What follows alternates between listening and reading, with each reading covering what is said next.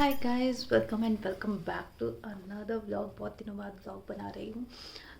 Basically रात के 12 बज रहे हैं। मैं एक ब्रांड का कंटेंट शूट कर रही थी इंस्टाग्राम के लिए। और अभी बहुत दिनों से ना अपर्णा दनियाल, आई गेस मैं नाम सही प्रोनाउंस कर रही हूँ, उसका वीडियो बहुत ज़्यादा मेरे पेज पर शो हो रहा था और मैं देख नहीं रही थी, ठीक है।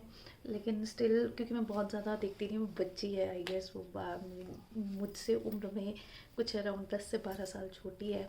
और मैं इतना ज़्यादा ना अभी कंटेंट कंज्यूम कर भी नहीं रही हूँ जो यूट्यूब पे रहता है। बेसिकली स्टोरीज़ वगैरह मैं सुनती हूँ पॉकेट एफएम से। लेकिन मैंने ऐसे एज सच जो है मैं यूट्यूब का कंटेंट सिर्फ रणबीर अलाहाबादिया का सुनती हूँ या कुछ इस तरीके के पॉडकास्ट मैं थोड़े बहुत सुनने पसंद करती हूँ, क्योंकि बच्चे के साथ एक तो टाइम नहीं मिलता है, दूसरा स्पिरिचुअलिटी की तरफ थोड़े से जो स्पिरिचुअलिटी वाले जो कंटेंट होते हैं ना वो सुनना मुझे ज़्यादा पसंद आ रहा है। और पता नहीं मेरे नाक पे क्यों इतनी चीख हो रही है। तो बेसिकली मुझे नहीं पता पॉडकास्ट क्या होती है क्या नहीं होती है, कैसे बनाते हैं, ठीक है, सुनना मुझे अच्छा लगता है। और मैं जस्ट ऐसे ही बैठे हुए मतलब मैंने सोचा चलो आप लोगों से बात कर लेती हूँ। उसका वीडियो देखा था तो कुछ मुझे भी याद आया, तो मैंने कहा चलो शेयर कर। उसका एक वीडियो आ रहा था जो कि था आई हैड डायसेलेक्सिया। तो आई होप मैंने ठीक से प्रोनाउंस किया होगा। तो जब मैं उसकी स्टोरी सुन रही थी, उसने स्टोरी कुछ इस तरीके से शुरू की थी कि मेरा जो है मैं ऐसे मतलब स्कूल में थी, अपनी सिस्टर और ब्रदर को बिठाया हुआ था।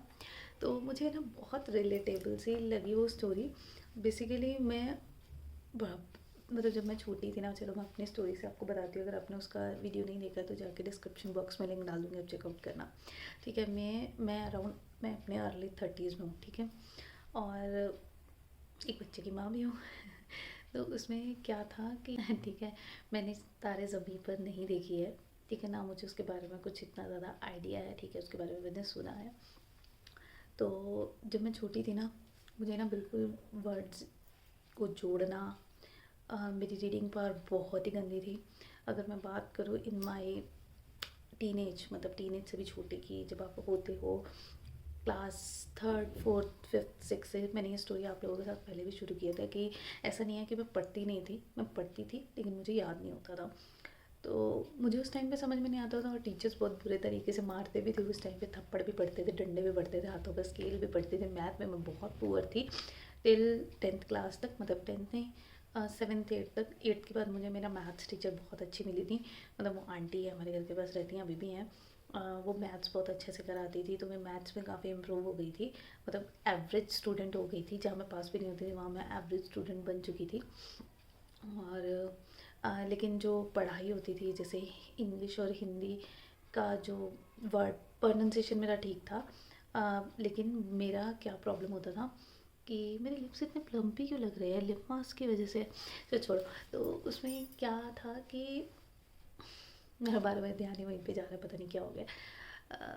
मैं कहाँ थी?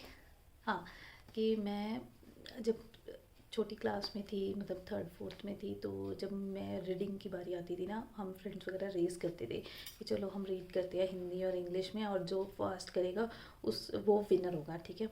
लेकिन मुझे रीडिंग करनी नहीं आती थी, क्योंकि मुझे वर्ड्स जोड़ने में बहुत प्रॉब्लम आती थी। वर्ड को पहचान करने में मुझे 2-3 सेकंड एक वर्ड को पढ़ने में लग जाता था, ये समझने में लग जाता था कि ये स है या र है।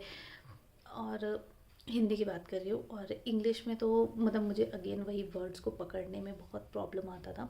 अगर कोई पढ़ देता था तो मुझे सुन के बहुत मतलब मैं कर लेती थी, लेकिन मैं खुद से नहीं पढ़ पाती थी। मुझे खुद से एक सेंटेंस को पढ़ने में बहुत टाइम लगता था और उसे समझने में।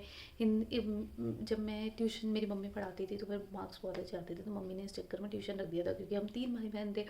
3 भाई में मेरा जो बड़ा ब्रदर था वो क्लास टॉपर था, जो मेरा उसमें और मेरे में 8 साल का डिफरेंस है, ठीक है। वो मुझसे बड़ा है। जब मैं स्कूल में गई थी तब तक किसी को नहीं मालूम था कि वो मैं उसकी सिस्टर हूँ, क्योंकि स्टाफ चेंज हो गया था, ठीक है। और जब मेरा जो छोटा ब्रदर है वो उसमें और मुझ में 4 साल का गैप है, ठीक है।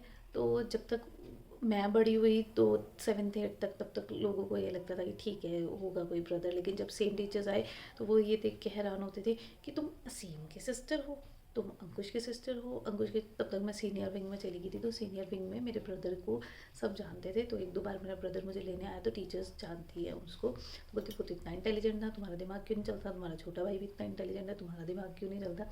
पर मैं उनको ये नहीं समझ में आता था। चलो एक इंसिडेंट बता, चलिए मैं ना आपको एक स्टोरी सुनाती हूँ इसी से रिलेटेड, जो मुझे मेरे दिमाग में ना बहुत ज़्यादा स्टक हो गई है। देखिए कोई भी टीचर अच्छा या बुरा नहीं होता है, शायद उस टाइम पे लोगों को इस चीज़ की नॉलेज नहीं थी।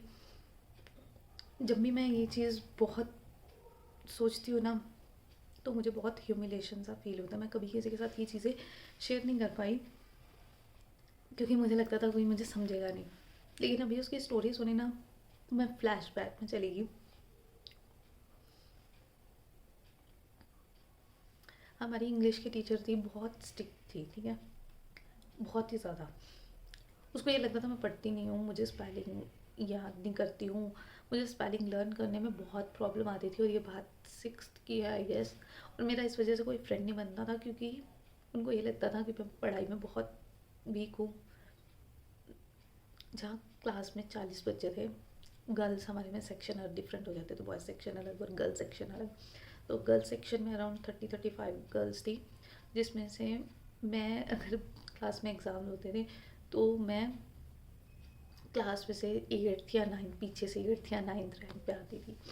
तो बहुत ही बुरा लगता था, ह्यूमिलेशन लगता था, गंदा लगता था, क्योंकि पेरेंट्स टीचर मीटिंग पे बहुत ज़्यादा मम्मी को सुनना पड़ता था। मोस्टली मम्मी जाती थी, पापा शॉप पे बिज़ी रहते थे। तो बुरा लगता था कि आए दिन पढ़ती नहीं है, नालायक है, ये सुनना पड़ता था। तो मैं इंसिडेंट बता रही थी, मेरी इंग्लिश टीचर थी, बहुत स्ट्रिक्ट थी। एक दिन उनको पता नहीं क्या गुस्सा आया, बहुत गुस्सा आया। क्लास में वो पढ़ा रही थी और हम नोट्स बना रहे थे। तो नोट्स जैसे डिक्टेट करते हैं ना, बिल्कुल वैसे ही हमें लिखते थे, बोर्ड पे नहीं लिखते थे, तो सेम आपको लिखना होता था। तो जब वो डिक्टेट कर रहे थे तो मैं लिख रही थी, उसमें मेरे सोप के स्पेलिंग गलत हो गए। 6th स्टैंडर्ड की बात है, मतलब मुझे ये बताते हुए शर्म नहीं आ रही है, क्योंकि उस टाइम पे मैं कितना भी ट्राई करूँ मुझे याद ही नहीं होता था। SOAP की जगह मैंने लिखा था SAOP। ठीक है, उसने बोला ये सोप के स्पेलिंग होते हैं, शॉप के स्पेलिंग क्या होते हैं। तो मैंने SO पता नहीं क्या कुछ गलत सा स्पेलिंग बता दिया।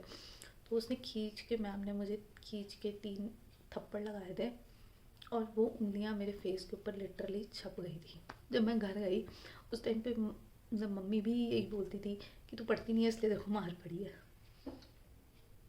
बुरा बहुत लगा था पूरी क्लास के सामने, जब आपको ह्यूमिलेट किया जाता है अच्छा नहीं लगता है, किसी भी बच्चे को अच्छा नहीं लगता है। उस टाइम पे टीचर्स को ये हमदर्दी नहीं होती थी।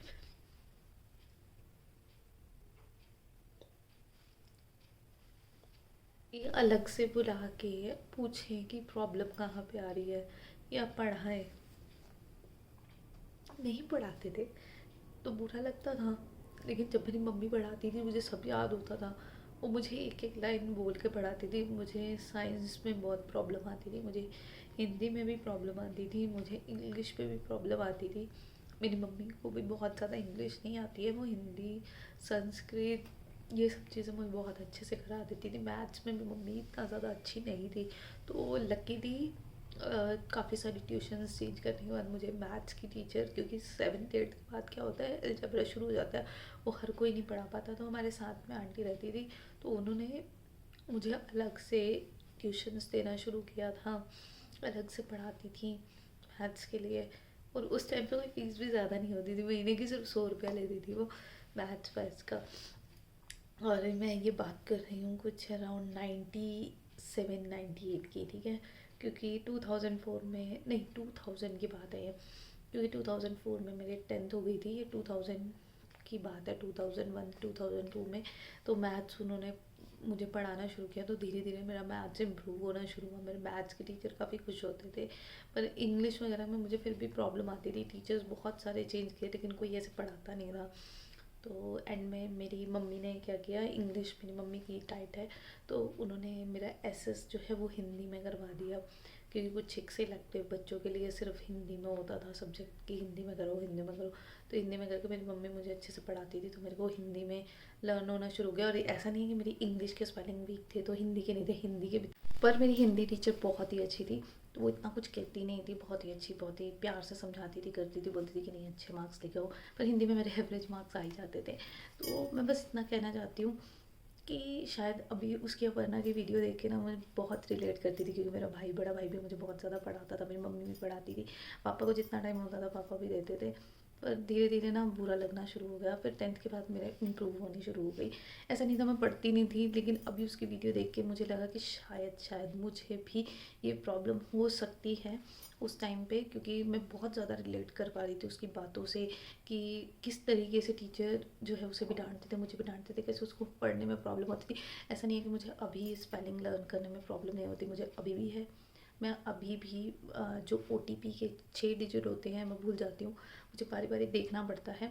मैं बिल्कुल इमीडिएटली भूल जाती हूँ, मुझे नहीं याद रहता है कि वो में कोई मुझे एक ही सेंटेंस बोल देता, मतलब मेरे को कहीं से पढ़ना होता है तो मुझे याद नहीं रहता है, तो मुझे बारी बारी उसको देखना पड़ता है। अगर मैं पहले 2 अक्षर पढ़ती हूँ तो पीछे की अभी भी स्टिल मुझे ये प्रॉब्लम आती है।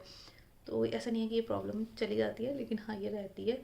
रट्टा मारने की ज़रूरत नहीं है, अभी थोड़ा सा मुझे इंग्लिश समझ में आने लग गया है, थोड़ा मैं बना लेती हूँ, थोड़ा मुझे जैसे जैसे एज बढ़ती है तो ये प्रॉब्लम्स भी धीरे धीरे सही हो जाती हैं। तो बस यही कहना चाहूँगी कि प्लीज़ अपने आसपास की, अगर किसी बच्चे को प्रॉब्लम है, अगर आप टीचर हैं ये वीडियो देख रहे हैं, तो प्लीज़ थोड़ा सा प्यार से उन्हें समझाएं, प्यार से अकेले में बैठ के उनसे करें, उन्हें बताएं, स्टोरी फॉर्म में उन्हें बताएं, या उन्हें सिर्फ पढ़ के समझा दें हिंदी में, इंग्लिश में, तो उन्हें समझ में आ जाएगा। उन्हें फोर्स मत करो कि खुद से याद करो, उन्हें नहीं होगा याद यार खुद से।